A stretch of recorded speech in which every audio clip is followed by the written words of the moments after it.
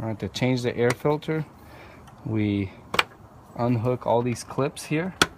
There's 4 of them, 2 on this side and 2 on this side. And then the air filter just pops up like this, the cover. Take the air filter, we take a look at it. It's very black. Take the new air filter, pop it right in, goes in like this.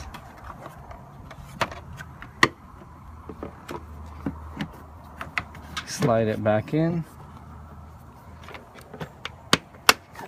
and secure it with these clips, and you're all done.